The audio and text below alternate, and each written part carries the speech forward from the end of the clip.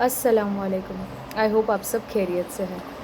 میری ویڈیوز کو پسند کرنے کے لیے، میری چینل کو برقرار رکھنے کے لیے آپ سب کا تہہ دل سے شکریہ.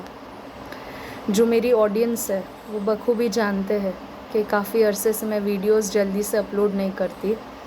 میں کوشش کرتی ہوں کہ میں بنا سکوں اور میں بات کر سکوں، آپ لوگوں سے شیئر کر سکوں، پر میں سمجھتی ہوں کہ آپ سب جانتے ہیں کہ جو وقت ابھی گزر رہا ہے وہ کافی مشکل ہے، اور آپ سب کی دعاؤں سے وہ بے شک آسان بھی ہوتا رہتا ہے.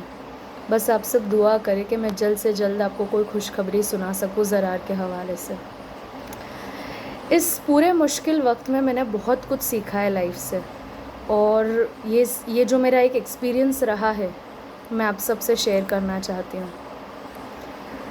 جب ہم ایک لائف کے ایک ایسے پوائنٹ پہ آتے ہیں جب ہمیں ایسا لگتا ہے کہ سب کچھ ٹھیک چل رہا ہے، اب کیا غلط ہو سکتا ہے، اور اس چیز میں ہم بھول جاتے ہیں کہ یہ جو زندگی جو ہم گزار رہے ہیں، جو ایک ایک پل ہم گزار رہے ہیں، یہ اللہ نے ہمیں امانت کے طور پہ دی ہے.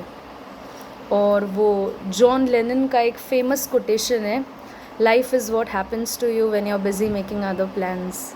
اور یہ جو ہوا ہے پچھلے کچھ وقت میں بالکل ہی صحیح لائن ہے اور سچ ہوئی ہے یہ لائن، کہ کہتے ہیں نا ہم اپنے پلانز میں بزی ہوتے ہیں، ہم اپنے فیوچر پلاننگ میں ہم اتنے بزی ہو جاتے ہیں کہ ہم یہ احساس بھول جاتے ہیں کہ یہ جو کچھ بھی ہے صرف اللہ کا ہے، اور اللہ کی رضا سے ہماری زندگی چل رہی ہے، اور آگے جو بھی ہوگا وہ اللہ کی رضا سے ہوگا. تو اسے ہر وقت راضی رکھنا بہت زیادہ ضروری ہے.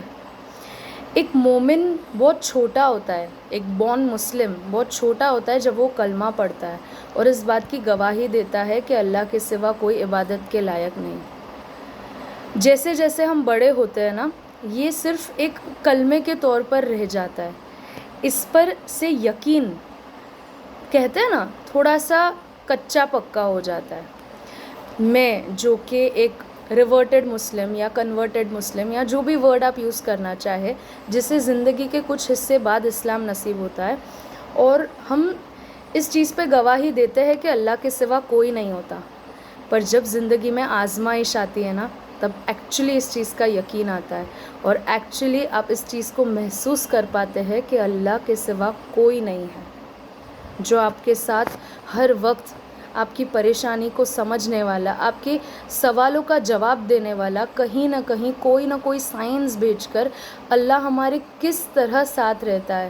جب ہم پوری طرح سے ٹوٹ جاتے ہیں، جب ہمیں لگتا ہے کہ ہمارا اس دنیا میں کوئی نہیں ہے، اور اس وقت جب ہم سنبھل جاتے ہیں نا تب وہ سنبھالنے والا اللہ ہوتا ہے.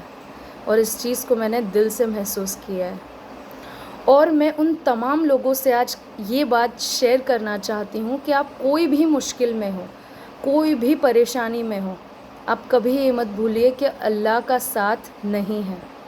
کیونکہ دنیا ساتھ دے یا نہ دے، اللہ تو وہ ہے نا جو کالے پتھر پر کالی چیٹی کو اندھیری رات میں دیکھ سکتا ہے. تو وہ اپنی اتنی خوبصورت مخلوق کو کیسے نہیں پہچان سکتا، تو وہ ہم انسانوں کو کیسے اکیلا چھوڑ سکتا ہے.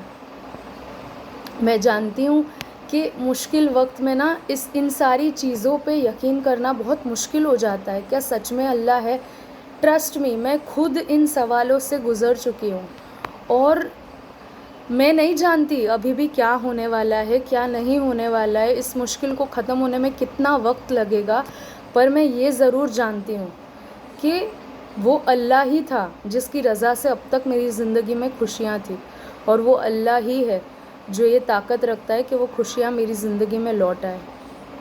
بس یہ جو یقین ہوتا ہے نا، یہ جب ہم ٹوٹ جاتے ہیں نا تو یہ ساری باتیں یاد کر کے جوڑنا مشکل ہو جاتا ہے.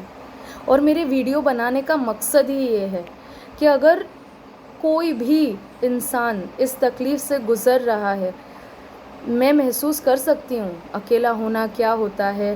سب کے ساتھ ہونے کے باوجود جو تڑپ ہوتی ہے ایک انسان کی، اس تڑپ کو کوئی نہیں مٹا سکتا، پر اللہ اس میں تھوڑا سا سکون ضرور دے سکتا ہے. اللہ اس میں ہمیں مطمئن ضرور کر سکتا ہے. وہ امید دینے والا بھی صرف اللہ ہے. اور میں آپ سب کو یہ کہنا چاہتی ہوں کہ جب ہماری زندگی کی مشکل گھڑیاں آئے، جو کہ آنے ہی والی ہے، اگر آپ ایک سچے مسلم ہونے کا دعویٰ کرتے ہیں تو زندگی کے کوئی نہ کوئی حصے میں آزمائشیں آتی رہیں گی، اور وہ آزمائش ہی ہوتی ہے جو انسان کو یہ مکمل یقین دلاتی ہے کہ اللہ کے سوا کوئی نہیں ہے۔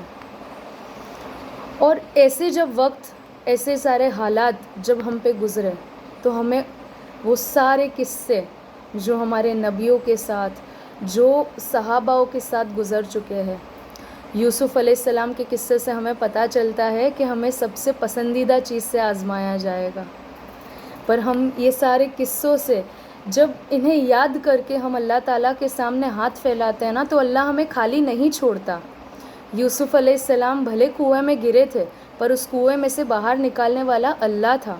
یونس علیہ السلام بھلے مچھلی کے پیٹ میں گئے تھے، لیکن مچھلی کے پیٹ سے باہر نکالنے والا بھی اللہ ہی تھا۔ ابراہیم علیہ السلام چاہتے تو اللہ تعالیٰ پہلے آنکھ بجھا سکتے تھے، پر آنکھ کے اندر اترنا ابراہیم علیہ السلام کے لیے بہت زیادہ ضروری تھا، تبھی آنکھ ٹھنڈی ہوئی تھی۔ اس یقین نے، اس توکل نے آنکھ کو ٹھنڈا کر دیا تھا۔ اور جو بھی پریشانی میں آپ ہے، یہ مت بھولیے کہ ہم اس کے امتی ہے جس نے ہر حصے میں بچپن سے لے کے جب ان کا زندگی سے پردہ کرنے کا وقت آیا تب تک انہوں نے صرف آزمائشیں برداشت کی ہے ہمارے لیے، تاکہ ہم اس آزمائش کو برداشت کر سکے کہ جب ہمارے نبی پہ گزر سکتی ہے تو ہماری کیا اوقات ہے، ہم کیا چیز ہے۔ ہر مشکل میں ہمیشہ یاد رکھنا کہ اللہ تو وہ ہے جو سمندر کو الگ کر کے راستہ بنا سکتا ہے، اللہ تو وہ ہے جو آدم اور حوا کو الگ کر کے بھی پھر ملا سکتا ہے۔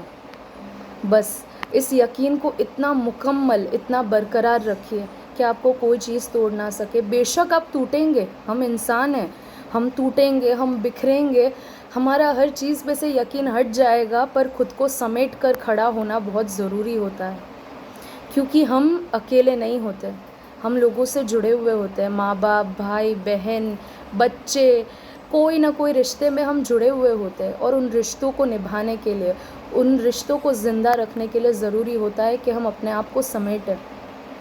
ایک سچا مومن کبھی مایوس نہیں ہوتا ہے۔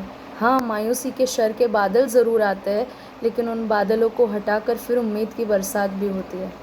اسی لیے اس بات پہ یقین رکھیں کہ کوئی ہو یا نہ ہو، وہ اللہ ضرور ہے اور وہ ہمیشہ رہے گا۔